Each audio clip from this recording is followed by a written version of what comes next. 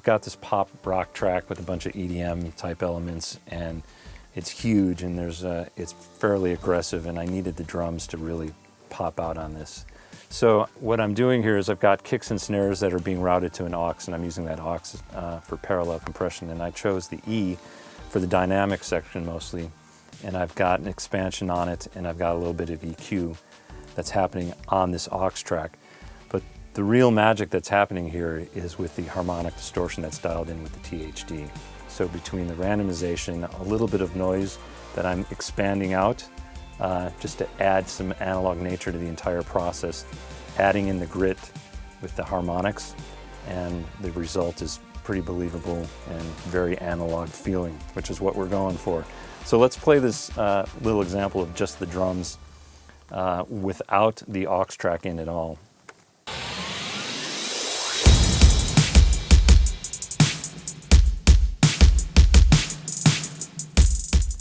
Sounds like drums. This actually sounds pretty good, and we're happy with it just until we put the aux back in and listen to it with the processing going on, and then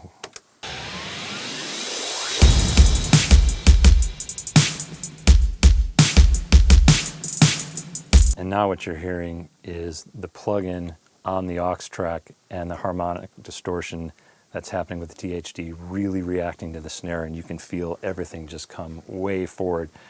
With regards to why I chose the E for the drums, with this particular model here, I really like the way the expansion happens on the drums and makes them very punchy. We've added in, like I said, a little bit of the noise, and I get a lot of shape and a lot of control and possibilities with the dynamic section in the E here, and you know, the proof is in the pudding.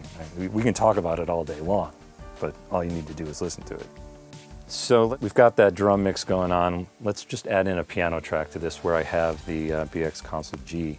I'm going to play it first with the G bypassed.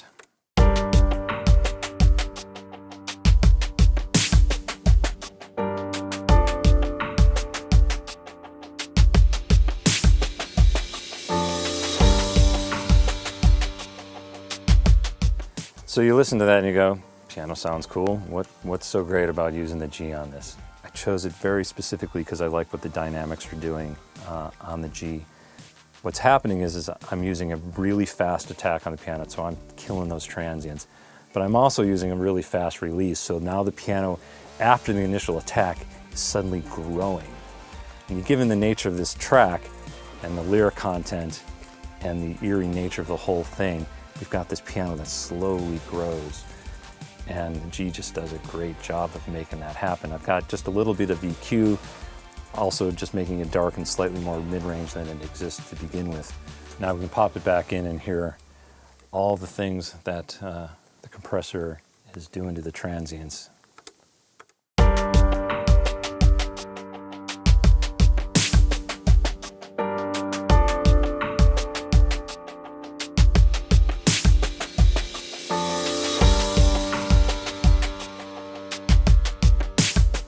One of the elements that's really key to this track is there's a distorted guitar melody line that's playing a counter melody throughout much of this track, and it's integral to the play between the vocal and this counter melody that it's doing.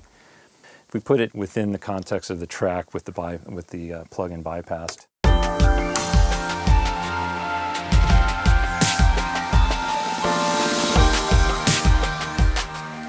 of course we still hear it, but there's little pieces of it that are coming and going, and once we put the plug-in back in, the dynamic section's working really well. I'm adding again some harmonic distortion, and now it sits in there absolutely perfectly all of the time. There's not tons and tons of fader rides going on with this, and it still lives in the track. I can hear the counter melody wherever I need to hear it without it getting in the way.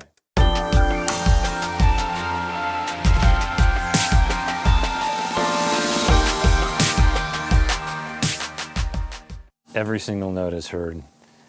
The amount of control that happens in this dynamic section is freaking great. it's just awesome. Here's what I really like about it. It's got this extra release time, right? Release 2 keeps it from pumping. So you can dial in some pretty aggressive attack and release and amount of compression and the ratio and add that second release in. So where it wouldn't pump, without that, it's just living in there really nicely. I've got the N on the vocal as well. And what I'm doing here is a pretty healthy amount of compression. And there are no other compressors on this vocal. There's no other limiting that's happening on the vocal. Everything that's happening is happening within the N. And again, the other thing I'm doing is adding harmonic distortion because it just breathes some light and life into the vocal that isn't there originally. So we can listen to it soloed first with it bypassed. Daylight, trying to ignite a little spark of hope. Again, it sounds great until you put the N back in. Daylight, trying to ignite a little spark of hope. So you can really hear on that second line where he gets a little darker and a little quieter, where the limiting is bringing it out, the EQ's working, and the harmonics are really bringing that forward. And it'll be really apparent when we play it within the track as well. So we'll bypass it and put it within the track. Daylight, trying to ignite a little spark of hope. So we'll put the plug-in back in and listen to that same section. Daylight, trying to ignite a little spark. I went back into an original mix and then added these plugins to it, and the result is better. These plugins are getting used, and they're going to keep getting used.